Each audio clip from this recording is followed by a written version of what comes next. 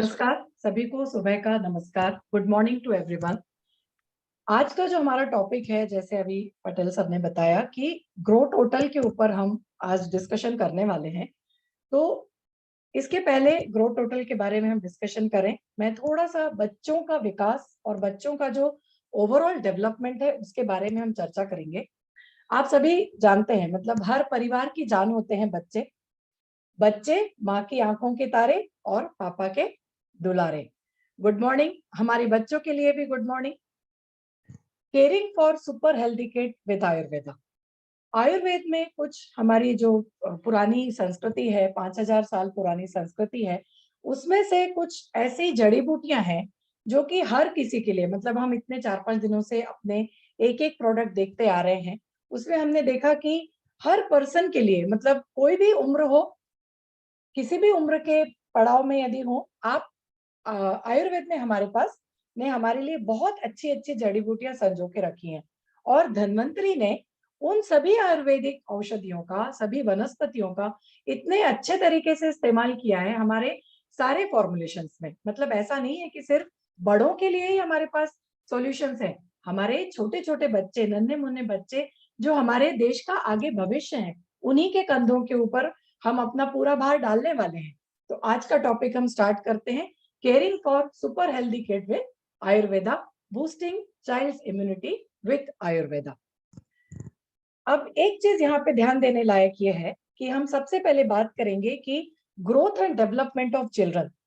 ऐसा कहा गया है कि बच्चों के पहले 1000 दिन बहुत ही इंपॉर्टेंट होते हैं, एक क्रिटिकल विंडो होती है उनके विकास और पूरी डेवलपमेंट के लिए, उनकी विकास और वृद्धि के लिए। यहाँ तक कि वर्ल्ड हेल्थ ऑर्गेनाइजेशन या फिर यूनिसेफ, मतलब United Nations International Children's Emergency Fund, इन्होंने भी इस चीज को बहुत ही एम्फेसाइज किया है और बहुत ज्यादा इंफॉर्मेटिव, इसको बहुत फर्मली ये बोला है कि ये जो 1000 दिन है शुरुआत के बच्चों के, ये बहुत ज्यादा इंपॉर्टेंट होते हैं। उसमें से सबसे इंपॉर्टेंट होते हैं जब वो बच्चा गर्भाशय में रहता है, मतलब डे 1 से जो उसका विकास शुरू हो जाता है, 270 दिन, मतलब जनरली हम बोलते हैं कि 36 सप्ताह, मतलब 36 वीक्स बच्चों का जो रहता है वो यूट्रस में रहता है, गर्भाशय में रहता है। उसके बाद जब बच्चा जन्म लेता है, फिर वो इस संसार में आता है, तो संसार में आने के बाद उसके जो पहले 2 साल हैं, first 2 years for the birth, after the birth, उसकी पूरी पूरी विकास के लिए हम उसके लिए जिम्मेदार होते हैं। उसकी फिजिकल, मेंटल और कॉग्निटिव ग्रोथ एंड डेवलपमेंट, मतलब शारीरिक विकास, उसका मानसिक विकास और एक संज्ञानात्मक विकास होता है, मतलब जो बुद्धिमत्ता का विकास होता है, और जो पूरी डेवलपमेंट होती है बच्चे की, वह पहले 2 साल पे निर्भर करती है। जो पहला 2 साल यदि हमारे बच्चे बहुत अच्छे से ग्रो करेंगे, तो आगे चल के जब वो स्कूल जाते हैं और धीरे धीरे जब उनका विकास होता है, जब वो टीनेज उम्र में जाते हैं, उस समय भी, तो पहले 2 साल हमारे बच्चों के लिए बहुत बहुत जरूरी होते हैं। अब इसके बारे में हम बात करेंगे कि मेल न्यूट्रिशन क्या होता है। नॉर्मली तौर पे क्या देखा गया है कि हमको क्या लगता है, मेल न्यूट्रिशन यानी जो कुपोषण होता है। कुपोषण मतलब क्या, जो एक नॉर्मल हम बोलते हैं कि कुपोषण क्या है कि यदि बच्चे को खाना ना मिले, या फिर एक जो पॉवर्टी लाइन के नीचे जा रहे हैं या फिर गरीबी रेखा से नीचे हैं, उनको खाना नहीं मिलता है, ऐसा बिल्कुल भी नहीं है। कुपोषण का मतलब ये है कि आप अपने बच्चों को क्या खाना दे रहे हैं, आप अपने बच्चों को, अपने बच्चों की ग्रोथ के लिए क्या क्या उनको दे रहे हैं। तो why children are not growing well, बहुत कई जगह देखा गया है कि बच्चों की जो ग्रोथ है वो अच्छी नहीं रहती, या तो उनकी फिजिकल ग्रोथ अच्छी नहीं रहती, उनका शारीरिक विकास अच्छा नहीं रहता, और या तो फिर उनकी मानसिक विकास अच्छा नहीं रहता। उसके रीजंस क्या क्या हो सकते हैं? 3 रीजंस उसके, मतलब ये जो आइडेंटिफाई किए गए हैं, जो रिकॉग्नाइज किए गए हैं, ये रीजंस क्या क्या है? सबसे पहला रीजन है अंडर न्यूट्रिशन। अंडर न्यूट्रिशन का मतलब है कि वह बच्चा सचमुच कुपोषित है, या तो उसको समय से खाना नहीं मिलता, या वो खुद ही उसको भूख नहीं लगती, और इसके चलते हुए लगभग बहुत सारे, मतलब करोड़ों में हम ये देख सकते हैं कि बच्चे कुपोषित रहते हैं। उसके बाद आ जाता है हिडन हंगर। हिडन हंगर का क्या मतलब है कि deficiencies of essential vitamin and minerals.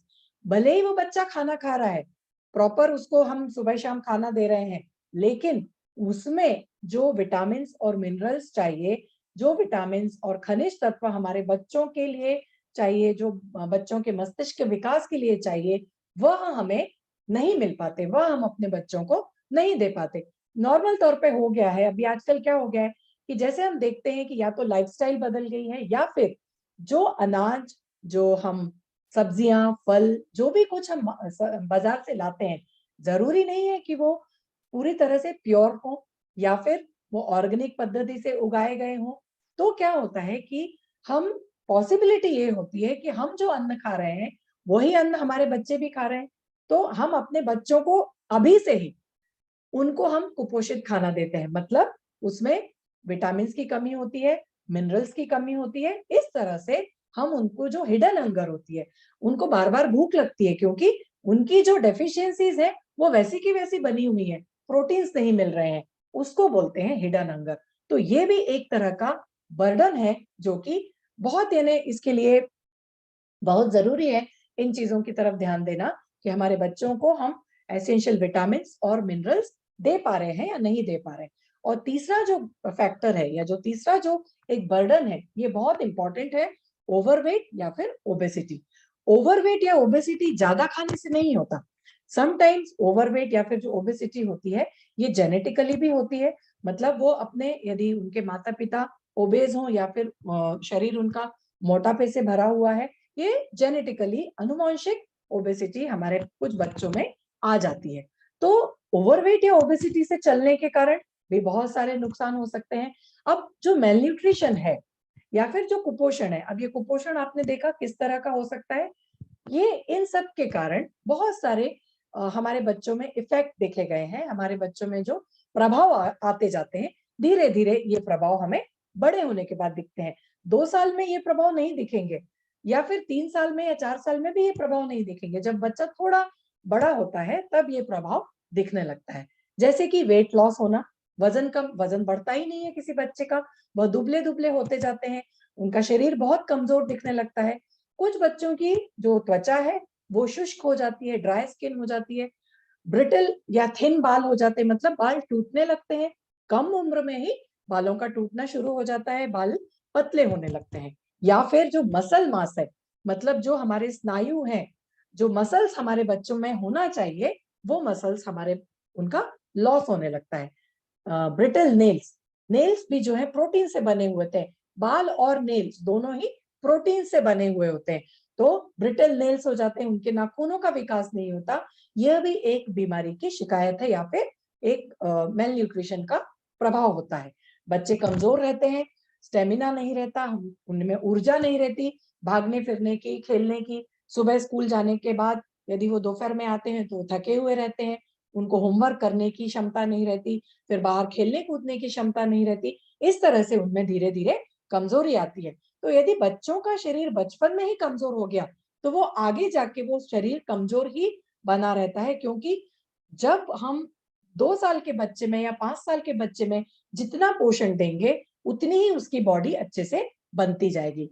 इसके अलावा बोन्स और जॉइंट पेन की शिकायतें होने लगती हैं, और फटीग, फटीग मतलब एक तरह की थकान बच्चे में आने लगती है।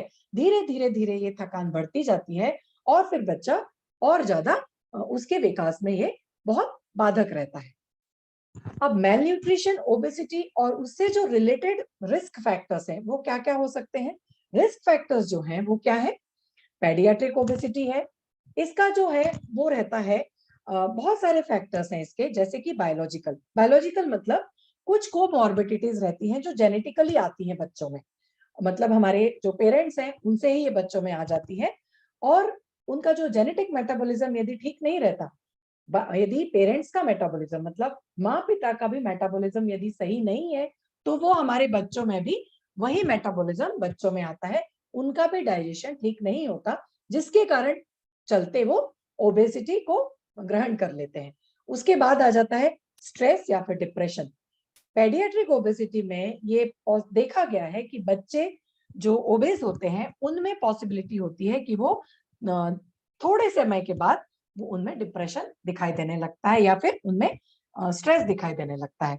Psychological health knowledge, eating behaviours या फिर जो एक्टिविटी हैबिट्स हैं वो उनकी कम होने लगती हैं। सोशल प्रॉब्लम्स वो फेस करते हैं, सोशियो इकोनॉमिक स्टेटस उनका ठीक नहीं रहता, नेबरहुड, और ये सारी जो चीजें हैं ना, ये पेडियाट्रिक ओबेसिटी में रिस्क फैक्टर्स के तौर पे आगे चल के हमें देखने को मिलती हैं। ये सीन आपने सभी ने देखा होगा। ये जो हमारे छोटे छोटे बच्चे हैं, ये एवरीडे का चैलेंज है इनको। मतलब जो बच्चे बस में जाते हैं उनको भी है, जिनके घर तक बस आती है, ये एक जो स्कूल गोइंग चिल्ड्रन है, स्कूल में जाने वाला बच्चा है, शाला में जाने वाला बच्चा है, हम उनकी बात कर रहे हैं। मतलब इस इमेज में आप देख रहे हो 4-5 साल से लेके लगभग 8 से 10 साल के बच्चों का हम इसमें विवरण कर रहे हैं। 10 साल का बच्चा है, 5 साल का बच्चा है, उसके शरीर पर हमने कितना वजन डाला हुआ है। आप देख सकते हो कि सभी के पीठों पर, सभी के कंधों पर हमने लगभग 5 से 10 किलो का वजन ये कैरी करते हैं, और ये जो सड़क पार करते हुए जा रहे हैं। दूसरा, ऑटो रिक्शा में किस तरह से बैठे हुए हैं। अब आप इस बच्चे को जैसे देख रहे हो, इसका पेट निकला हुआ है, ये लड़कियां बैठी हुई है, क्या ये सही तरीके से बैठी है? इनका पोस्चर आप देखिए, क्या ये सही तरीके से बैठे हुए हैं बच्चे? उसमें ऐसे ठूसा हुआ है उनको ऑटो रिक्शा में। ये छोटे छोटे बच्चे, यहाँ पे उनके बैग लटके हैं और उनको ऑटो रिक्शा में ठूसा गया है। और इस तरफ जैसे कि आप देख रहे हो, ये तो मतलब गाँव का, आई थिंक सभी जगह ये ऐसा सीन रहता होगा कि छोटे छोटे बच्चियां हैं, अपनी शिक्षा ग्रहण करने के लिए दूर तक जाती हैं, स्कूल तक, और किस तरह से उनको ये स्कूल में जाना पड़ता है। तो आपको नहीं लगता कि ये सब चीजें देख के बच्चों में कितना तनाव आता होगा? हमारे बच्चों में ये जो बोझा हमने दिया हुआ है, स्कूलों में जो बोझा, शिक्षा का बोझा है, ये जो बोझा वो कैरी करके जाते हैं, क्या ये उनके मसल्स, क्या ये उनकी हड्डियां इतना बोझा कैरी कर सकती हैं? क्या वो इतना बोझा कैरी कर पाते हैं? मैं अपने भाई के बेटे को देखती हूँ, वो अभी 7वीं क्लास में है। उसका बैग जब मैं उठा के देखती हूँ तो मुझे लगता है कि ये कौन सी तरह की पढ़ाई की जा रही है, किस तरह की पढ़ाई स्कूलों में दी जा रही है, और उस तरह का न्यूट्रिशन, उस तरह का जो पोषण है, क्या हम अपने बच्चों को दे रहे हैं? तो ये हमारे बच्चों के लिए हम बोल सकते हैं ये हर दिन का चैलेंज है, और वो ये चैलेंज रोज फेस करते हैं। बता नहीं पाते बच्चे, लेकिन वो हर दिन ये चैलेंज अपना फेस करते हैं। हम बड़े जो हैं, हम अपने चैलेंजेस में फंसे हुए रहते हैं, लेकिन इनकी तरफ कभी ध्यान नहीं दे पाते। फिर क्या होता है, कुछ फिजिकल सिम्टम्स हैं जो कि स्ट्रेस के तौर पे हमारे बच्चों में दिखाई देने लगते हैं। अब ये सब चीजें यदि बच्चे रोज करते रहेंगे, इस तरह से यदि वो स्कूल रोज जाएंगे और इस तरह का बोझा उठा के जाएंगे, सड़क क्रॉस करेंगे, तो क्या होगा हमारे बच्चों में? वो आगे जाके कुछ ना कुछ स्ट्रेस हमारे बच्चों में सिम्टम्स दिखाई देने लगते हैं। जैसे कि सबसे पहला जो सिम्टम है वो है एंजाइटी। एंजाइटी यानी एक तरह की बेचैनी होने लगती है, एक तरह का फियर होता है भविष्य को लेके। भविष्य को लेके बच्चे अभी से ही बहुत मतलब क्या बोलते हैं ना, सावधान होते जा रहे हैं, जो कि उनको नहीं करना है। बच्चों का क्या है, उन्मुक्त वातावरण चाहिए, खेलने के लिए जगह चाहिए, बहुत सब कुछ चाहिए, लेकिन हम आज वो नहीं दे पा रहे हैं। तो एक उनको भविष्य के लिए एक चिंता बनती जाती है। अभी के बच्चे बहुत सोचने लग गए हैं। इसके अलावा फूड इंटॉलरेंस उनमें होने लगता है, सेंसिटिविटी होने लगती है। कुछ जो कुछ तरह का खाना है उनको पचता नहीं है, कुछ सेंसिटिविटी हो जाती है उनके, पेट उनका साथ नहीं देता, उनके जो, क्योंकि पोषक तत्व नहीं जा रहे हैं, तो उनका जो शरीर है उनका साथ नहीं देता, इसलिए वो कुछ तरह के फूड उनको इंटॉलरेंस होने लगता है, सहन नहीं होता है। इनएबिलिटी टू कॉन्सेंट्रेट, ये एक सबसे गंभीर सिम्टम है। इनएबिलिटी टू कॉन्सेंट्रेट, एकाग्रता में करने में उनको परेशानी होने लगती है। क्लास में ध्यान नहीं दे पाते हैं, मैडम क्या पढ़ा रही हैं, सर क्या पढ़ा रहे हैं, उनको ये समझने में बहुत दिक्कत जाती है, उनकी एकाग्रता नहीं होती है। स्टबर्न बिहेवियर, बहुत ज्यादा स्टबर्न हो जाना। स्टबर्न का मतलब है जिद्दी हो जाना। बहुत जिद्दी हो जाता है कोई बच्चा। मतलब एक तो क्या होता है कि आजकल घर में 1 या 2 बच्चे रहते हैं, उनकी हम सारी जो ख्वाहिशें हैं, हम कोशिश करते हैं कि हम उनकी सारी ख्वाहिशें पूरी करें, और दूसरा, हमारी उनसे उम्मीदें बंधी रहती हैं, क्योंकि 1 बच्चा है घर में या 2 बच्चे हैं घर में। माँ बाप चाहते हैं कि हम उसको सब कुछ सिखा दें, वो म्यूजिक भी सीखे, वो खेल में भी आगे बढ़े, वो टॉप भी करे, क्लास में भी अच्छा करे, वो ड्राइंग भी करे। अरे 1 बच्चा है, वो क्या क्या करेगा? तो क्या होता है, वह बच्चा जिद्दी बनते जाता है, और धीरे धीरे उसका जो नेचर है वो एग्रेसिव बनते जाता है, उसको चिड़चिड़ापन बढ़ते जाता है और एक तरह का गुस्सा उसके मन में पलते जाता है। यह आप देख सकते हो लगभग 7-8 साल के बच्चों से लेके जो टीनेजर उम्र के बच्चों में जा रहे हैं, उनमें ये चीजें आजकल बढ़ती जा रही हैं। एग्रेशन बढ़ रहा है, गुस्सा बढ़ते जा रहा है और उनका चिड़चिड़ापन बढ़ते जाता है। इसका विपरीत एक और लक्षण दिखाई पड़ता है, वो क्या है? फियर आने लगता है उनको। रिकरिंग फियर मतलब किसी बात से उनको भय रहता है, वो जाना नहीं चाहते बाहर, घर घुसे हो जाते हैं, घर में ही बैठना पसंद करते हैं। तो ये अलग अलग सिम्टम्स है। कुछ मतलब जो शारीरिक लक्षणों में क्या हो जाता है, एक अलग तरह की स्किन रैशेस आ जाती है। कुछ बच्चे सिर्फ रोते रहते हैं, उनको माँ बाप से दूर रहना अच्छा नहीं लगता। फ्रीक्वेंट इन्फेक्शंस उनको होते रहते हैं क्योंकि उनकी इम्यूनिटी कम होती है। और इसके अलावा डिफिकल्ट इन फॉलिंग अस्लीप, उनको नींद नहीं आती है। बच्चों की नींद बहुत गंभीर समस्या है। स्कूल से बच्चे आते हैं, थके हुए रहते हैं, लेकिन वो नींद को टालते हैं। उनको नींद, बोलते हैं नहीं, मैं नहीं सो सकता, मुझे नींद ही नहीं आती। बहुत बच्चे ऐसे होते हैं जो सिर्फ यहाँ वहां, फिर मोबाइल में, आजकल एक ये उनका यंत्र हो गया है, मोबाइल में घुसे रहते हैं, मोबाइल में गेम्स खेलते रहते हैं। तो कहाँ से उनको नींद आएगी? Children with anxiety may have, जो हम बोलते हैं ना कि फियर है या फिर जो भविष्य को लेके चिंताएं हो गई उनकी, appear more clingy than normal, मतलब माँ बाप से चिपके रहना, मम्मी से चिपके रहना, उनको छोड़ना ही नहीं है। क्लिंगी का मतलब है चिपक के रहना, उनको एक तरह का डर है। रेस्टलेस होते हैं, फिजिडिटी रहती है, वही क्या है, बेचैनी बनी रहती है। कंप्लेन ऑफ स्टमक एक, ये एक शारीरिक लक्षण है जो कि कंप्लेन देता है, मतलब एक शिकायत रहती है पेट दर्द होने की। ईटिंग हैबिट्स उनकी और स्लीपिंग हैबिट्स उनकी बदलती रहती है, मतलब एक नॉर्मल रूटीन में बच्चा नहीं आ पाता। Display changes in eating and sleeping habits. Express negative thoughts of worries, हमेशा कुछ बच्चे चिंता में रहते हैं और हमेशा नेगेटिव टॉक्स करते हैं। जैसे कि बस में जा रहा है बच्चा तो बोलेगा कि यदि ये बस पलट गई तो, आगे जाके एक्सीडेंट हो गया तो, प्लेन में यदि है तो बोलेगा यदि प्लेन गिर गया तो। मतलब इतना वरी में रहता है बच्चा, नेगेटिव थॉट से भर जाते हैं कुछ बच्चे। इसके अलावा जैसे मैंने बोला, अपसेट हो जाते हैं, बहुत ज्यादा अपसेट हो जाते हैं और जल्दी अपसेट हो जाते हैं, या फिर बहुत गुस्सा आने लगता है, डाउट्स आने लगते हैं उनको, और रोने लगते हैं। मतलब उनको बहुत ज्यादा अपनी बात करने में, अपनी बात समझाने में उनको समझ में नहीं आता कि वो कैसे समझाएं, तो उनको रोने आने लगता है और struggle to concentrate.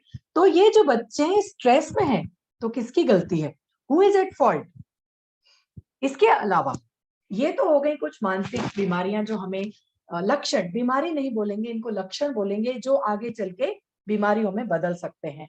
Common child health issues, 3 साल की उम्र में बच्चों को क्या क्या बीमारियां हम देख सकते हैं? सभी लोगों के यहाँ बच्चे हैं, सभी देखते होंगे कि हमारे यहाँ के बच्चों को क्या क्या बीमारियां फ्रीक्वेंट होती है। एलर्जीज होती रहती हैं बच्चों को, जैसे कि जैसे ही थोड़ा सा मौसम बदला या फिर ठंड आई या फिर बहुत गर्मी आ गई, तो बच्चों में एलर्जी की शिकायत आने लगती है।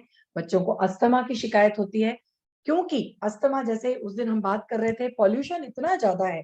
और जैसे हम बात करें, यदि स्कूल जब बच्चे जाते हैं, तो जो बसें हैं या फिर जो छोटे छोटे टेम्पो हैं, उन टेम्पो से, बसों से जो धुआं निकलता है, वो हमारे बच्चों में के लंग्स को, फेफड़ों को अभी से खराब कर रहा है, अभी से पीड़ित बनाते जा रहा है। तो बच्चों में अस्थमा की शिकायत, सांस लेने में तकलीफ होना, यह बाल अस्थमा जिसको बोलते हैं, क्षय की बीमारी जिसको बोलते हैं, वो बच्चों में अभी से दिखाई देने लगता है। फिर उसके अलावा ठंड का मौसम आता है तो ठंड होने लगती है उनको, बहुत ज्यादा ठंड लगने लगती है, कंजक्टिवाइटिस हो जाता है, ये आंखों की जो बीमारी है ये होने लगती है। फूड इंटॉलरेंस होता है, खाना पचता नहीं है, गैस्ट्रोएंटेराइटिस हो जाता है, जो पेट की बीमारी है, उनका जो डाइजेशन है वो यदि ठीक से नहीं रहा तो फिर पेट की बीमारी होने लगती है। हाथ, मुंह और पैरों की कुछ बीमारियां होने लगती हैं, कुछ इन्फेक्शंस उनको होने लगते हैं। एम्पिटिगो, जैसे कि फ्लैट रेड स्पॉट कलर के छोटे छोटे छोटे छोटे ब्लिस्टर्स उनको दिखाई देते हैं पूरे शरीर में। वाट होने लगता है, मतलब एक स्मॉल या थोड़ा सा मांस का जो टुकड़ा होता है, ऐसे ग्रोथ होने लगती है बच्चों के हाथों में या फिर पैरों में। ये सब ऐसे ऐसे छोटे छोटे छोटे छोटे ग्रोथ दिखाई देने लगती है। वर्म्स हो जाते हैं, छोटे छोटे कीड़े, मतलब उनको हम वर्म्स बोलते हैं, उनको जो पेट में उनके कृमि जिनको बोलते हैं, फीता कृमि हो गया, गोल कृमि हो गया, ये इस टाइप के कृमि हो जाते हैं। तो ये कृमि भी जो है हमारे बच्चों के चयापचय को नुकसान देते हैं। तो हम बच्चों को हम जो भी खाना खिलाते हैं वो कृमि वो खाना खा जाते हैं, और क्या होता है, ये कृमि जो है ये आंतों से चिपके रहते हैं। तो जब भी बच्चा खाना खाता है वो हमेशा भूखा ही रहता है। वो भूखा क्यों रहता है? क्योंकि हम जो बच्चा खाना खा रहा है वो कृमि ये खाना खा जाते हैं। इसलिए यह भी ध्यान देने लायक है कि बच्चा बार बार खाना क्यों मांग रहा है, उसका पेट क्यों नहीं भरता। ये उसका कारण है कि बच्चों के पेट में कीड़े या फिर कृमि हो गए हैं। इसके अलावा जो 3 से 12 साल के बच्चे हैं उनको भी यही सब शिकायतें होती हैं। कुछ और दूसरी शिकायतें भी होती हैं, जैसे कॉमन कोल्ड है। वेरी मतलब बिल्कुल भी इसमें आश्चर्यजनक बात नहीं है कि कॉमन कोल्ड है, ये हर बच्चे को एक चाइल्डहुड इलनेस हो जाती है। जैसे ही ठंड का मौसम आता है या बारिश का मौसम आता है और ठंड थोड़ी सी ही बढ़ती है तो बच्चा ठंड पकड़ लेता है, कांपने लगता है, सर्दी जुकाम होने लगता है, कान का इन्फेक्शन हो जाता है। यह भी एक कॉमन बच्चे की बीमारी है। बच्चों में ये बीमारी बहुत देखने को मिलती है, कान का दर्द होना, कान में इन्फेक्शन होना, कान से पानी निकलना, और बहुत ज्यादा पेनफुल ये रहता है। यह भी एक साइनस यानी बढ़ने की बीमारी है। यदि इसको बचपन में ही ठीक नहीं किया गया तो यह बीमारी आगे जाके फिर आगे और बढ़ती जाएगी। इन्फ्लुएंजा मतलब फ्लू हो जाना, ब्रोंकाइटिस या ब्रोंकोलाइटिस मतलब जैसे कि हमारा जो श्वसन तंत्र है उसमें जो ब्रोंकस है, जो पार्ट्स है लंग्स के, उसमें इन्फेक्शन जाने से ब्रोंकाइटिस, और उनका जो मतलब बच्चों में बचपन से ही लंग्स का कंजेशन स्टार्ट हो जाता है। क्योंकि वो धुएं और डस्ट में खेलते हैं या फिर स्कूल जाते हैं तो धुएं के शिकार होते हैं, तब वहां पे बच्चों में के लंग्स में कंजेशन होने लगता है, जो कि आगे जाके ब्रोंकाइटिस, वहां पे सूजन आने लगती है, कंजेशन बढ़ने लगता है, फिर उनको सांस लेने में तकलीफ होती है। RSV मतलब रेस्पिरेटरी, जिसकी हमने बात की थी, रेस्पिरेटरी वायरस होता है ये। हैंड फुट और माउथ डिसीज हो जाता है, कंजक्टिवाइटिस है, एलर्जिक रिनाइटिस है और एक्जिमा। इस तरह की तमाम बीमारियां हमारे बच्चों को 3 से 12 साल तक में की उम्र में होने लगती हैं। अब हमारे बच्चों के लिए एक्चुअली ग्रोथ के लिए जरूरी क्या क्या है, यहाँ पे हम देखेंगे। ये जो चार्ट बनाया है इसमें हमारे बच्चों के लिए यह चीज इस चार्ट के द्वारा हम देख सकते हैं कि क्या क्या जरूरी है। फैट और शुगर जरूरी है, 5 ग्राम पर पोर्शन हमें मिलना चाहिए। क्योंकि जो भी हम खाना खा रहे हैं फैट के लिए, जो हम ऑयल इस्तेमाल करते हैं या फिर घी इस्तेमाल करते हैं, हमारे लिए दालें जरूरी है। 30 ग्राम पर पोर्शन, मतलब यदि बच्चा कुछ भी दाल खा रहा है या फिर डेयरी प्रोडक्ट ले रहा है तो 100 ग्राम का पोर्शन हमें बच्चे को मिलना चाहिए।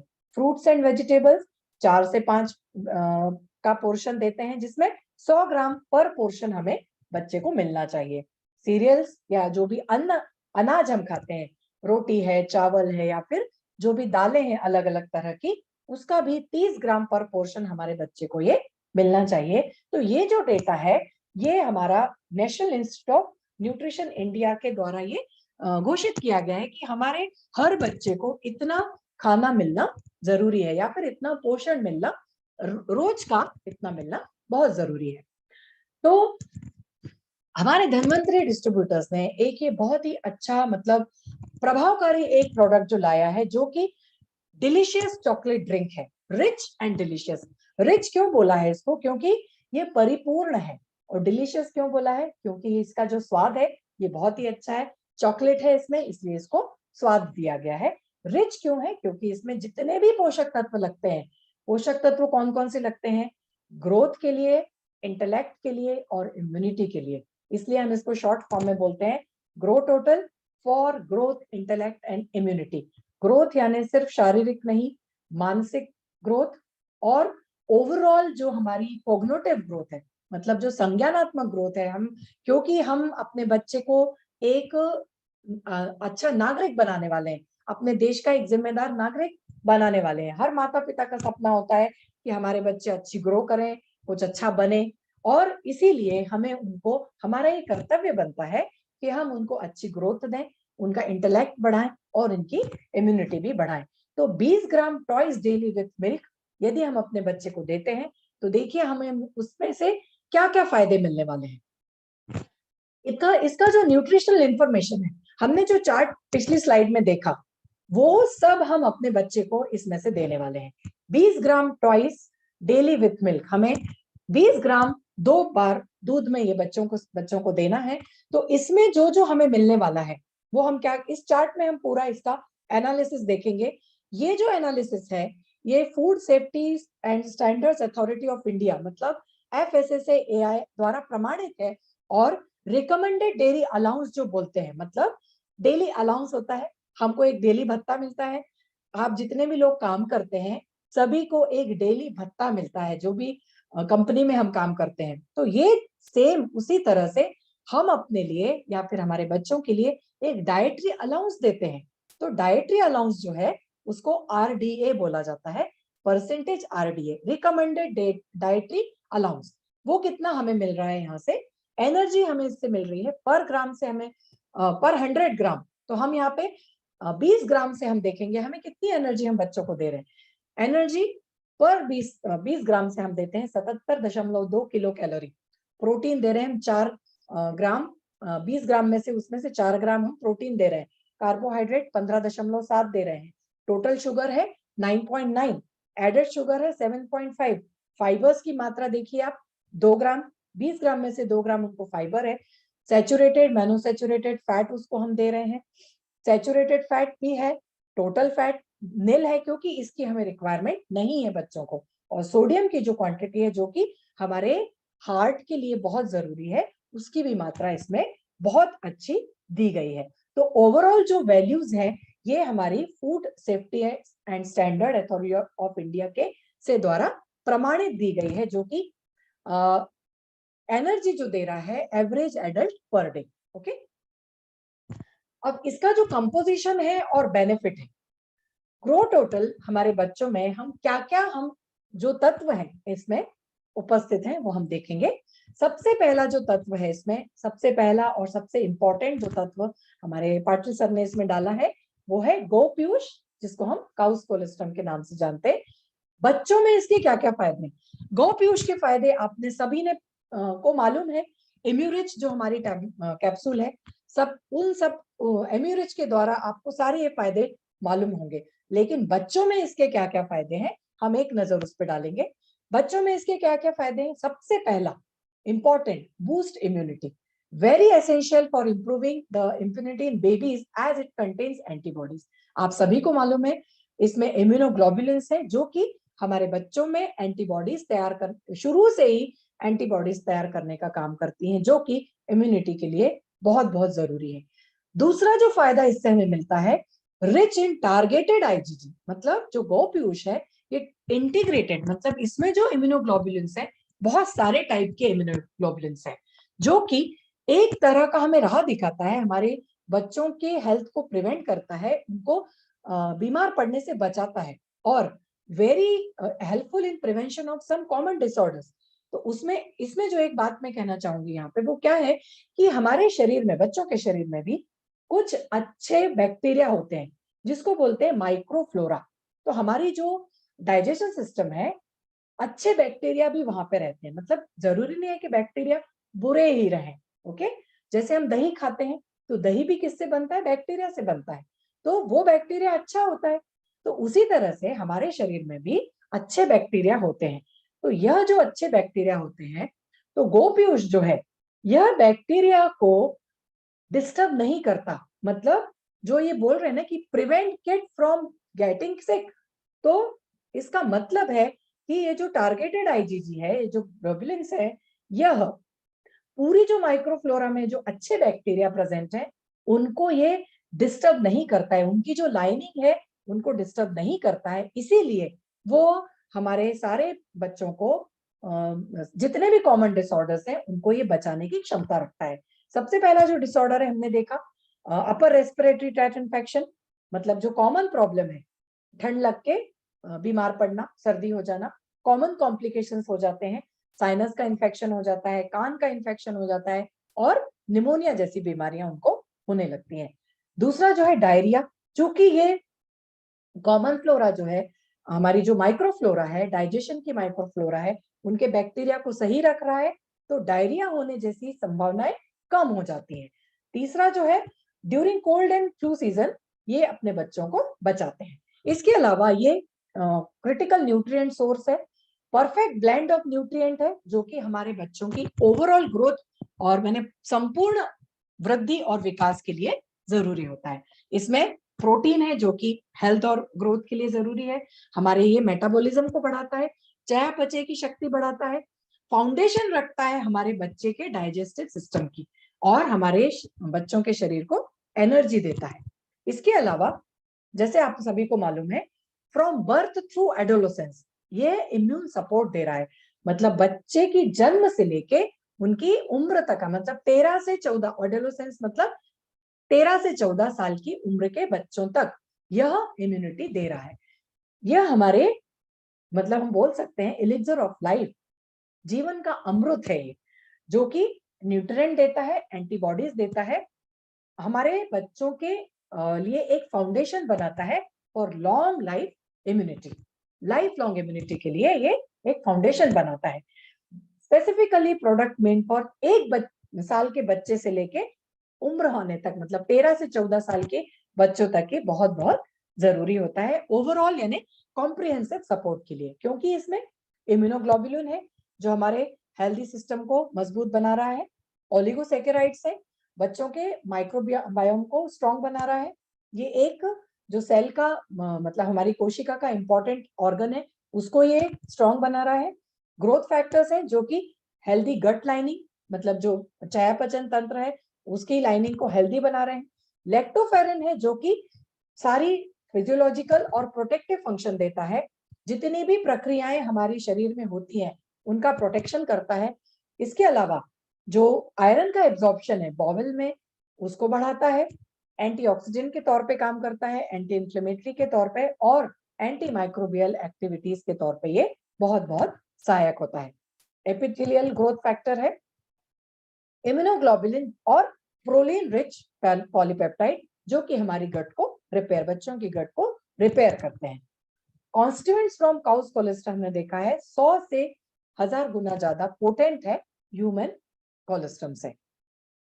हम सभी को मालूम है मां का दूध boost the immunity of child, लेकिन काऊ का जो दूध है मतलब जो हमने काऊ से गाय के दूध से जो हमने कोलेस्ट्रॉल बनाया है वह उनके बछड़े की इम्यूनिटी बढ़ाता है, लेकिन वही जो तत्व है हमने अपने ग्रो टोटल में लिया है जो कि हमारी ओवरऑल इम्यूनिटी, हमारे बच्चों की ओवरऑल इम्यूनिटी को बढ़ा रहा है।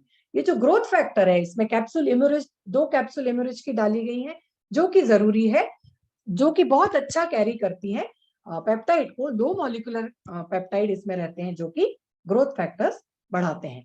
इसके अलावा जैसे आप देख रहे हो बच्चे से लेके वृद्ध, यहाँ तो वृद्ध है लेकिन बच्चों से लेके 13 से 14 साल 15 साल तक की ग्रोथ के लिए, मसल्स के लिए जो भी इंग्रेडिएंट हमें लगते हैं वो हमें इस ग्रोथ फैक्टर से मिलते हैं। इसके अलावा इसमें है एपिडर्मल ग्रोथ फैक्टर जो कि सेल ग्रोथ को बढ़ा रहा है, मतलब कोशिका की ग्रोथ को बढ़ा रहा है, सेल की फैलने की क्षमता मतलब प्रोलिफरेशन उनकी संख्या बढ़ाता है, सेल को डिफरेंशिएट करता है, एंजियोजेनेसिस करता है और एंटीऑपोटॉक्सिस मतलब यदि कुछ खराब सेल्स हैं, यदि एबनॉर्मल सेल्स का ग्रोथ होता है तो यह एबनॉर्मल सेल्स को ये कम भी करने की क्षमता रखता है। इसके अलावा इसमें इंसुलिन लाइक ग्रोथ फैक्टर है जो कि ह्यूमन ग्रोथ हार्मोन से रिलेटेड है, जो कि बहुत जरूरी है हमारे इंसुलिन टॉलरेंस कैपेसिटी बढ़ाने के लिए। फिर आ जाता है आईजीएफ मतलब कि इस कहाँ का इसका उपयोग है, ह्यूमन बॉडी में इसका उपयोग है मसल्स के लिए, कार्टिलेजेस के लिए, बोन, लिवर, किडनी, नर्व्स और स्किन और लंग्स के ग्रोथ के लिए ये बहुत बहुत जरूरी होता है। फिर फंक्शंस ऑफ आईजीएफ और कहाँ पे है, चाइल्डहुड ग्रोथ में इसको हम बोल सकते हैं कि यह बच्चे को हाइट देने का काम करता है। कुछ बच्चे आप देख सकते हो कि यदि उनमें ग्रोथ हार्मोन की कमी रहे वह बच्चे ड्वार्फ या फिर मतलब बहुत बौने हो जाते हैं, उनकी हाइट नहीं बढ़ती है। तो यह ग्रो टोटल में जो ग्रोथ फैक्टर है जो हमने इसको काउस कोलेस्ट्रॉल से लिया है वह बच्चों की हाइट बढ़ाने के लिए भी बहुत जरूरी होता है। Growth hormone also known as human growth hormone excessive production बहुत बड़ा बना देगा, लेकिन हमारे इसमें जो प्रोपोर्शनेटली ग्रो टोटल में डाला गया है, जो कि हमारे बच्चों की परफेक्ट हाइट उनको देगा।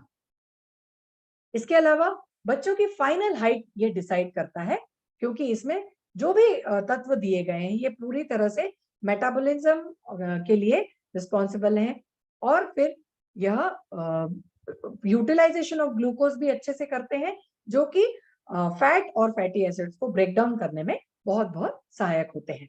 तो ओवरऑल यदि एक चार्ट आप यदि देखोगे तो गोपीयूष से हमें क्या क्या मिल रहा है।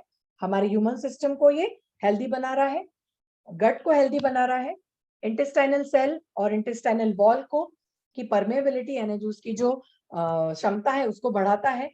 लीकी गट्स आईबीएस में, इरिटेबल बाउल सिंड्रोम में, कोलाइटिस में ये सहायक है, सूजन कम करने में सहायक है, इन्फ्लेमेटरी है, जीआई ट्रैक्ट में सहायक है, बहुत ज्यादा न्यूट्रिशियस है, एंटीबॉडीज की संख्या बढ़ाता है जो कि इन्फेक्शन से और बैक्टीरिया से लड़ने में सहायक होती है, फ्लू का प्रिवेंशन कर रहा है, मसल गेन हो रहा है बच्चों का, रोटा वायरस से बचाने का काम करता है जो कि बहुत कॉमन इन्फेक्शन है बच्चों में। इसमें एक हार्ड कोटिंग है बच्चों के स्टमक और इंटेस्टाइन को देता है, जो कि जर्म से बचाने में की क्षमता रखता है, जो कि हमने देखा कीड़े जो हो जाते हैं, कृमि हो जाते हैं, उनसे बचाने की ये क्षमता रखता है, जॉन्डिस से बचाता है, और हमारे हार्मफुल जो बॉडी वेस्ट है बच्चों के पचन तंत्र से जो निकलते हैं उनको बाहर फेंकने की एक क्षमता रखता है, न्यूट्रिएंट का डेवलपमेंट बढ़ाता है और जिससे कि हमारे बच्चों का ब्रेन और आंखें और हार्ट की क्षमता बढ़ती जाती है। High amount of protein, salt, fat और विटामिन इसमें है, जो कि अपने आप में एक परिपूर्ण पोषक तत्व से भरा हुआ है। इसके अलावा जो दूसरा इसमें इंग्रेडिएंट है वो है अश्वगंधा। इसमें बच्चों के लिए क्या क्या फायदे हैं अश्वगंधा में, जैसे कि हमने पहले कुछ स्लाइड्स में देखा, बच्चे स्ट्रेस में रहते हैं और एंजाइटी में रहते हैं, तो एंजाइटी और स्ट्रेस को से क्या क्या हो सकता है वो भी हमने विस्तृत में चर्चा की। तो नेचुरल वे है, अश्वगंधा में कुछ ऐसे तत्व पाए गए हैं जो कि हमारे बच्चों को मतलब ताकतवर बनाते हैं, हमारे बच्चों की बॉडी को ताकतवर बनाते हैं, जो कि बॉडी का स्ट्रेस ले सके और बॉडी का जो मतलब स्ट्रेस को टॉलरेट करने की क्षमता देता है। यह बेटर स्लीप और रिलैक्सेशन देता है। जैसे कि हमने देखा आजकल क्या हो रहा है कि बच्चे बहुत ज्यादा इलेक्ट्रोमैग्नेटिक फ्रीक्वेंसीज जो हमारे मोबाइल से निकलती हैं या फिर जो टीवी इससे निकलती हैं, वह हमारे बच्चों की नींद में बहुत ज्यादा मतलब इफेक्ट लाती हैं, बच्चों को सोने में बहुत तकलीफ होने लगती है। तो अश्वगंधा में जो तत्व पाए गए हैं वह हमारे बच्चों के को सोने मतलब उसमें जो कंपाउंड्स हैं वह इंड्यूस करते हैं, वह हमारे बच्चों के लिए साधारण सोने की प्रक्रिया को इंड्यूस करते हैं, जिससे कि बच्चों की नींद अच्छी हो सकेगी और उनकी दिनचर्या फिर ठीक रहेगी। फिर ब्रेन पावर को इम्प्रूव कर रहा है। ब्रेन पावर मतलब यहाँ एक जो केमिकल है, मतलब इसको बोलते हैं न्यूरोट्रांसमीटर, एसिटाइल कोलाइन, जो एक न्यूरोट्रांसमीटर है जो कि ब्रेन पावर को बूस्ट करता है। तो अश्वगंधा में जो तत्व है वेदानोलाइट्स, मतलब लगभग अश्वगंधा में 200 प्राकृतिक तत्व पाए गए हैं। तो यह पूरे प्राकृतिक तत्व मिलके जो हमारा न्यूरोट्रांसमीटर है जो ब्रेन की पावर को बढ़ाता है, वह सारे तत्व मिलके हमारे बच्चों के एसिटाइल कोलिन लेवल को बढ़ाते हैं, जो कि धीरे धीरे ब्रेन की पावर को बढ़ाएंगे। तो इसमें उतना अश्वगंधा है जो कि हमारे बच्चों की पावर को, ब्रेन की पावर को धीरे धीरे बढ़ा सके। इसके अलावा अश्वगंधा भी एंटीऑक्सीडेंट और इम्यूनोमॉड्यूलेटर का काम करता है और मोस्ट पॉपुलर बेनिफिट है हमारे बच्चों के स्वास्थ्य के लिए। इंक्रीज मसल मास और strength, very very safe. Normal तौर पे क्या होता है कि जो हम प्रोटीन ड्रिंक या फिर जो बाहर दूसरे ड्रिंक जो हम बाजार से लेते हैं वह अननेचुरल यानी कि केमिकल्स या फिर कुछ और दूसरे चीजों से बने हुए रहते हैं, जो कि जरूरी नहीं है कि वो मसल मास बढ़ा सकते हैं, लेकिन वो सेफ है कि नहीं वो हमें नहीं मालूम। अश्वगंधा चूंकि एक प्राकृतिक इससे लिया गया है, प्राकृतिक सोर्स से लिया गया है, तो हमें मालूम है कि हमारे बच्चों के लिए बिल्कुल सेफ है, इससे कोई नुकसान पहुंचने वाला नहीं है, क्योंकि इसको नेचुरली इसको हमने इसे प्राप्त किया है। तो नेचुरल वे में हमारे बच्चों की मसल स्ट्रेंथ को बढ़ाता है, जो कि इंजुरीज को कम करती है। नॉर्मल तौर पे देखा है कमजोर बच्चे पिट के आ जाते हैं स्कूल से, और क्योंकि वो कमजोर रहते हैं, उनकी मसल स्ट्रेंथ नहीं रहती। और जो तगड़े बच्चे होते हैं, जिनकी मसल्स अच्छी होती है, वो टफ फाइट देते हैं। मतलब जरूरी नहीं है कि आप स्कूल में जाके लड़ाई झगड़ा करो, लेकिन आगे के लिए, मतलब हम जब बोलते हैं ना कि हमारे बच्चों के ऊपर के भार है, बस्ते का भार है, बैग का भार है, पुस्तकों का भार है, तो उसके लिए हमारे बच्चों की मसल्स भी अच्छी चाहिए, जो कि हमें अश्वगंधा से मिल रही है। तीसरा जो है फाइट सिकनेस, ये एंटी इंफ्लेमेटरी है, एंटी फंगल है और एंटी बैक्टीरियल प्रॉपर्टीज रखता है, जो कि बीमार पड़ने, यदि भी बच्चा बीमार पड़ भी गया मान लो, तो उनको लड़ने की क्षमता देता है। रिस्टोर्स ओवरऑल वेलबींग, मतलब पूरी तरह से रिस्टोरेव टॉनिक है। यह एक पूरी तरह से टॉनिक के तौर पे काम कर रहा है, जो कि नर्वस एंडोक्राइन, मतलब जो हमारी ग्रंथि है, हमारी एक एंडोक्राइन ग्रंथि होती है, जो कि बहुत सारे हॉर्मोन्स का उत्पादन करती है। जो हमारे शरीर के विभिन्न विभिन्न कार्यों के लिए जो हॉर्मोन्स हमें लगते हैं, एंडोक्राइन ग्रंथि जो है ये बहुत सारे हॉर्मोन्स का उत्पादन करती है। फिर उसके बाद इम्यून सिस्टम को तगड़ा बना रहा है, और एड्रिनल और थायराइड फंक्शन को, बचपन से ही ये सारी जो ग्रंथियां हैं, एड्रिनल ग्रंथि है, थायराइड ग्लैंड है, यह बचपन से ही इनका विकास होने लगता है, और इनसे जो हॉर्मोन्स निकलते हैं, वह उन हॉर्मोन्स का संतुलन रहना बचपन से ही बहुत जरूरी है, जो कि तो अश्वगंधा में ऐसी क्षमता है जो कि पूरी ओवरऑल हमारे स्वास्थ्य को और जितनी भी ग्रंथियां हैं उनके हॉर्मोन्स उत्पादन को संतुलित रखती है। तीसरा जो इसमें डाला गया है तत्व है, वो है शंख पुष्पी। शंख पुष्पी, हमने सर का भी लेक्चर सुना, कोटिकर सर का, उन्होंने बहुत अच्छे से उस दिन समझाया कि कैसे यह शंख पुष्पी जो है, यह हमारे बच्चों के मस्तिष्क के विकास के लिए जरूरी होता है। तो इसको एक जो कैटेगरी रखी गई है वो क्या है, यह एक न्यूरो प्रोटेक्टिव, नूट्रॉपिक और न्यूरो मॉड्यूलेटरी हर्ब है, जिसका काम क्या है, न्यूरो डीजनरेशन। 5 साल की उम्र तक बच्चे का मस्तिष्क का विकास होता है, 12 से 13 साल की उम्र तक न्यूरॉन्स बनते हैं, उसके बाद फिर न्यूरॉन्स बनना बंद हो जाते हैं। इसलिए इस एज तक, इस आयु तक जितने भी न्यूरॉन्स बन गए, जितनी भी हमारी जो नर्वस सिस्टम है, मतलब जो हमारा ब्रेन है, हमारे बच्चे का जितना अच्छा हो गया, वही मस्तिष्क हमारा आगे जाके काम करने वाला है। तो शंख पुष्पी जो ग्रो टोटल में डाला गया है, उसके हेल्थ बेनिफिट्स हमें क्या क्या मिलने वाले हैं हमारे बच्चों को। Improving learning, grasping power and recall ability, मतलब हमारी जो बच्चों की लर्निंग प्रॉपर्टी है, जो समझने की क्षमता है, ग्रास्प करने की क्षमता है, और आगे जाके उसको याद करने की क्षमता है, मतलब परीक्षा देते समय बच्चों को रिकॉल करना, उस चीज को याद करके लिख पाना बहुत जरूरी है। तो नॉर्मल तौर पे यही होता है आजकल कि एक रात को पढ़े, फिर दूसरे दिन जितना पढ़ के गए थे उतना लिख दिया। बहुत कम बच्चे जो हैं, जो एक इंटेलिजेंट कैटेगरी में आते हैं, उनको बहुत बहुत रिकॉल करने की जरूरत नहीं होती। वो फिर आईआईटी और मतलब जो बहुत क्रीम लेवल के लोग होते हैं, वो ग्रेट लोग, मतलब सो कॉल्ड स्कॉलर्स जो होते हैं, उनको हम बोल सकते हैं। लेकिन जो नॉर्मल बच्चा है, एवरेज बच्चा है, उसमें ये ग्रास्पिंग पावर बढ़ाने के लिए, रिकॉल की क्षमता बढ़ाने के लिए शंख पुष्पी बहुत सहायक रहेगा। ब्रेन टॉनिक के तौर पे ये काम करता है, मेंटल पावर बढ़ा रहा है, और दूसरे बहुत सारे जो लक्षण है, जैसे इंसोम्निया होना, नींद ना आने की बीमारी है। इंसोम्निया मतलब नींद ना आने की बीमारी, डिप्रेशन में चले जाना, बहुत से बच्चे डिप्रेस रहते हैं। बहुत सारे कारण होते हैं बच्चों के डिप्रेशन में जाने के, हम समझ नहीं पाते। स्कूल में भी आजकल काउंसलिंग सेशन वगैरह रहते हैं, जिसके कारण बच्चे क्यों डिप्रेशन में गए हैं। तो हम अपने बच्चों को ऐसा तत्व दे रहे हैं जिससे कि बच्चा डिप्रेशन में नहीं जाएगा।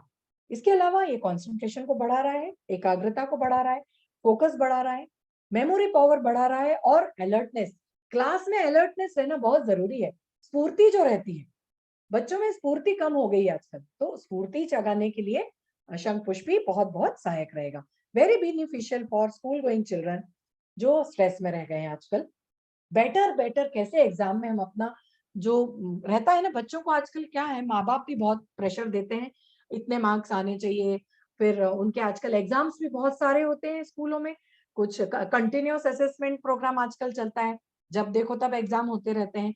तो उनको एक तरह का बर्डन आ गया है, उनको एक तरह का स्ट्रेस आते जा रहा है। तो ये जो ग्रोइंग बच्चे हैं, बढ़ते हुए बच्चे हैं, उनको स्कूल तो जाएंगे ही, परीक्षा तो देनी ही है, तो उनके लिए बेटर परफॉर्मेंस के लिए, स्ट्रेस कम करने के लिए, जो भी चीज हम कर रहे हैं उनका अच्छा परफॉर्मेंस के लिए है। तो यदि स्ट्रेस कम करना हो बच्चों का, तो शंख पुष्पी वहां पे बहुत काम आएगा। इम्प्रूव कॉग्निटिव फंक्शनिंग, मतलब जो मस्तिष्क का जो संज्ञानात्मक विचार करने की क्षमता जो है, जो हमारा ब्रेन किस तरह, किस डायरेक्शन में सोच रहा है, उस तरह की फंक्शनिंग को ये बहुत बढ़ाने का काम करता है। रिड्यूसेस मेंटल फटीग, जो मानसिक तनाव है, मानसिक थकान है, उसको ये कम करता है। डिप्रेशन में काम आता है। डाइजेशन को स्टिमुलेट कर रहा है, चयापचय की क्षमता बढ़ाता है और स्किन की हेल्थ को भी अच्छा रखता है। इसके बाद जो चौथा तत्व है वो है टर्मरिक, यानी कि हल्दी। जैसे कि हमने हल्दी के बारे में बहुत बातें की हैं, तो इसमें भी हल्दी का एक्सट्रैक्ट डाला गया है, जो कि हमारे बच्चों की हेल्थ में बहुत अच्छा इंपैक्ट डालने वाला है। रेस्पिरेटरी हेल्थ में ये अच्छा है। इसमें बहुत मैग्नीशियम की जो क्वांटिटी है वो बहुत अच्छी है, जो कि हमारे जो मसल्स हैं, बच्चों के मसल्स हैं, उनको रिलैक्स करने का काम करती है, नींद में रेगुलेशन का काम करती है। इसके अलावा इसमें जो पोटेशियम, मैग्नीशियम टर्मरिक में डाला गया है, स्मूथ मसल्स जो है, हमारे स्केलेटल मसल्स हैं बच्चों की, उनको क्रैम्प्स जो आते हैं, बचपन से ही जो क्रैम्प्स आने लगते हैं पैरों में, हाथों में, उनको ये बचाने का काम करती है। इसके अलावा जो इम्यून सिस्टम को मजबूत कर रही है, व्हाइट ब्लड सेल्स को ये बढ़ाती है, जो कि हर फेज में हमारे बच्चों की जो पीक फेज होती है, मतलब 8वें 9वें साल से लेके बच्चों का जो विकास होता है, उसमें ये डेवलपमेंटल फेज जिसको बोलते हैं, उसमें बहुत जरूरी है। फुल ऑफ विटामिन और मिनरल्स है। कर्क्यूमिन के बारे में हमने बात की, जैसे principal free radical fighter, curcumin भी इसमें है, जो कि फ्री रेडिकल एंटीऑक्सीडेंट के तौर पे काम करता है। कर्क्यूमा ब्रेन को न्यूरोट्रॉपिक फैक्टर है, इंप्रूव कर रहा है और ब्रेन फंक्शन को बढ़ाता है, और रिस्क जो है रिलेटेड ब्रेन से, उनको ये कम करने का काम करता है। कोका पाउडर है, रिच इन पॉलीफेनॉल्स, बहुत सारे फिनोलिक कंपोनेंट इसमें है। यह भी एक प्राकृतिक स्रोत से लिया गया है। यह मतलब सिंथेटिक चॉकलेट इसमें नहीं है, ये आप लोग ध्यान दीजिए, इसमें सिंथेटिक चॉकलेट नहीं है। कोका पाउडर जो है यह भी नेचुरली लिया गया है, प्राकृतिक सोर्स से ही इसको लिया गया है, जो कि पॉलीफिनॉल से भरपूर है। इसके फायदे देखिए क्या क्या है। ब्लड फ्लो को इंप्रूव कर रहा है ब्रेन में और ब्रेन के फंक्शनिंग के लिए। जितना अच्छा ब्लड फ्लो रहेगा, उतनी अच्छी ऑक्सीजन हमारे ब्रेन में जाएगी और फंक्शनिंग बढ़ाती जाएगी। एंटीऑक्सीडेंट से रिच है, क्योंकि इसमें फ्लेवोनॉइड्स है।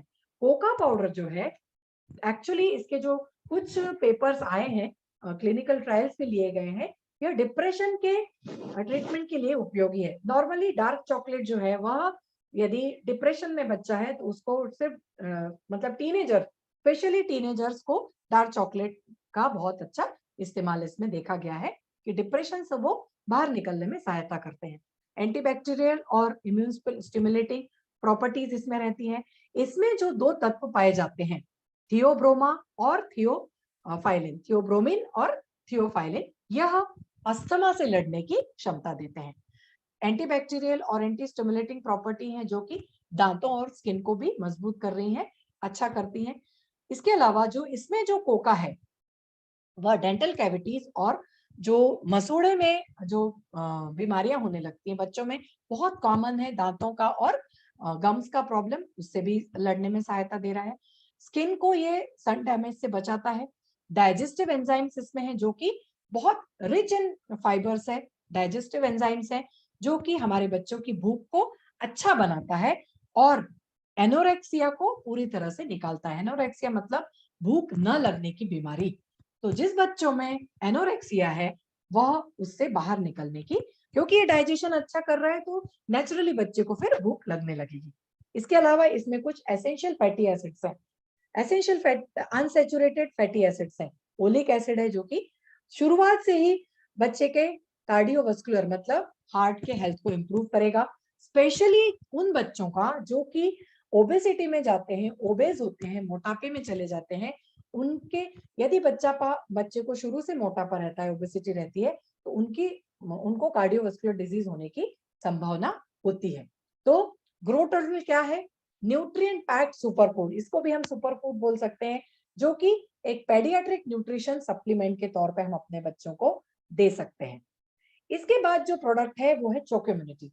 जिन बच्चों को चॉकलेट पसंद है, मार्केट में भी चॉकलेट उपलब्ध है, लेकिन वो जो चॉकलेट है वह जो उसमें हमारे चोकोइम्यूनिटी में जो जो तत्व डाले गए हैं, first choice right for from kids to old age, जिन लोगों को चॉकलेट पसंद है उनको ये हर्बल डिलीशियस फ्लेवर हम चॉकलेट दे सकते हैं। बाजार की चॉकलेट ना लें, चोकोइम्यूनिटी चॉकलेट हम अपने बच्चों से लेके बुजुर्गों तक दे सकते हैं। इसमें देखिए क्या क्या है, जितने तत्व हमने अभी तक डिस्कस किए, काउ कोलेस्ट्रम, अश्वगंधा, शंख पुष्पी और शुगर बेस। तो शुगर बेस जो है ये हमें कोका से मिल रहा है। कोका पाउडर जैसे कि हमने अभी डिस्कस किया, उसके बहुत फायदे हैं। तो आयुर्वेदिक कॉम्बिनेशन है which is very very safe for our children. Immunity, growth and intellect, choco immunity को भी हम वही बोल सकते हैं। यह इम्यूनिटी, ग्रोथ और इंटेलेक्ट तीनों के लिए यह बहुत जरूरी है। इसके बेनिफिट्स वही है, काउ कोलेस्ट्रम स्ट्रॉन्ग इम्यूनिटी दे रहा है, अश्वगंधा हेल्दी ग्रोथ डेवलपमेंट बच्चों को दे रहा है, हमारे बच्चों का ब्रेन फंक्शन, मेमोरी और स्लीप को बढ़ाता है, शंख पुष्पी ब्रेन हेल्थ देता है, इंटेलिजेंस बढ़ाता है, कंसंट्रेशन बढ़ाता है, हमारे बच्चों के जो एंजाइटी हो गई है या फिर जो बहुत चंचल बच्चे हैं उन बच्चों को ये काम डाउन करता है, उनको स्ट्रेस से कम करता है, एंजाइटी से कम करता है, बच्चों की मेमोरी इंप्रूव करता है और ओवरऑल ब्रेन टॉनिक के तौर पे हम इसको इस्तेमाल करते हैं। और चूंकि ये हर्बल है, हर्बल मतलब प्राकृतिक सोर्स से लिया गया है, इसलिए ये आयुर्वेदिक कॉम्बिनेशन है, ये हमारे बच्चों की सेफ्टी के लिए बहुत बहुत आवश्यक है। तो healthy children build healthy nation. हमारी जो हमारे देश में लार्जेस्ट पॉपुलेशन है बच्चों का, मतलब 41%, 40 से 45% हमारे पॉपुलेशन बच्चों की है। 45 करोड़ बच्चे हैं हमारे देश में, कम नहीं है ये संख्या। तो बेटर स्टेट में रखने के लिए हम उन बच्चों को बेटर स्टेट में रखना चाहेंगे कि वो अभी से ही डिप्रेशन में चले जाएं या फिर अभी से ही अपने कंधों पे बहुत ज्यादा बोझ उठाएं। तो जनरली देखा गया है कि जो बच्चे अपनी चाइल्डहुड में अच्छी हेल्थ एंजॉय करते हैं, वही बच्चे आगे जाके एक हेल्दी एडल्ट बनते हैं। तो generally a child who enjoys a better state of health during childhood will become a healthy child. So what we need, we are the stakeholders for our children. So we need action from all the stakeholders for the preservation development of our children. बच्चे हमारे भविष्य के विकास और उन्नति की कुंजी हैं और उनका अच्छा स्वास्थ्य सुनिश्चित करना यह हमारी जिम्मेदारी है। हेल्दी चिल्ड्रन में healthy future. Thank you very much.